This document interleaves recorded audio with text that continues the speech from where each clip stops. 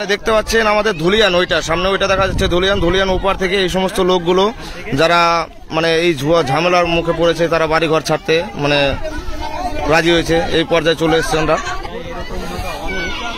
মোটামুটি এখনো যদি এখানে 100 নৌকা চালানো যায় তাও মনে হয় লোক শেষ করতে পারা যাবে না, তাই তো? জানা ওইখানে আপনাদের ওইখানে কি হয়েছে একটু বলবেন?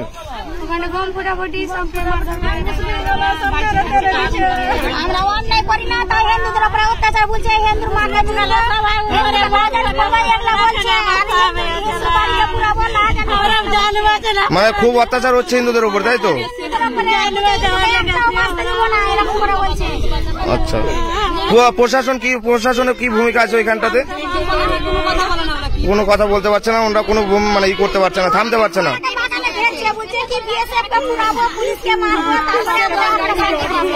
আচ্ছা, তো যাক, আপনারা কোনো টেনশন করবেন না, এখানে থাকা খাওয়ার ব্যবস্থা আছে, আপনারা যান সামনে যান, ওখানে পুলিশ। আচ্ছা যান, আপনাদের জন্য আমাদের এখানে আছে, লোকজন আছে আপনাদের।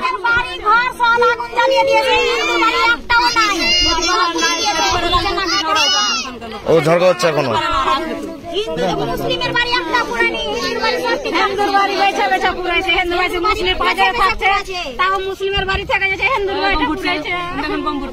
আচ্ছা যান যান, আপনারা যান।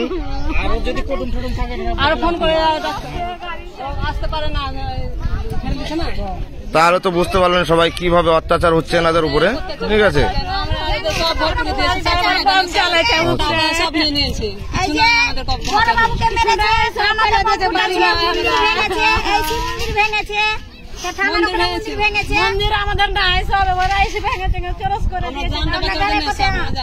বাড়িতে ভরে দিয়েছে, সোনা টিকলিয়ে নিচ্ছে, টাকা বেচে নিয়ে নিচ্ছে, দিয়ে আগুন ধরেছে ওরা। আর ভালো ভালো জিনিস নিয়ে পালিয়েছে, তারপরে আগুন ধরেছে। ট্যাঙ্কির জলে বিষ আজকে দিয়েছে,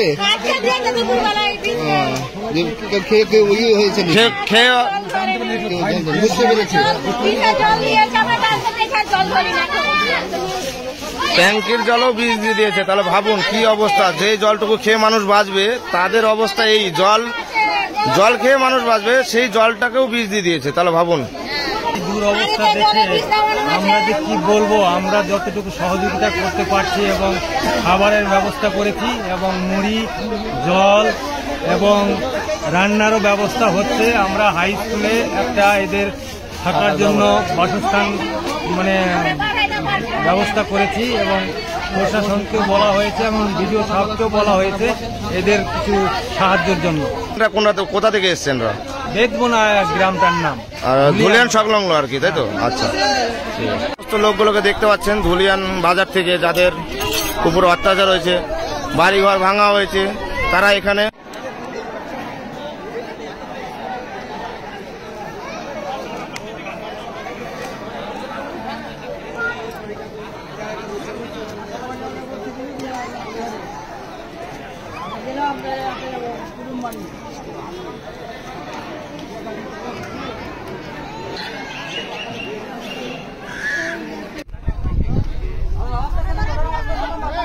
আসতে তাড়াহুড়া করবেন না, তাড়াহুড়া করবেন না, এখানে কোনো টেনশন নাই, কেউ তাড়াহুড়া করবেন না।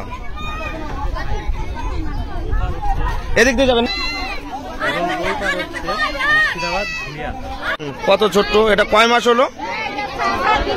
হ্যাঁ, 5-6 দিন হলো। তার অবস্থা এই, আজকে তার সেই বাচ্চাটার ঘর ছাড়তে হলো, ঠিক আছে?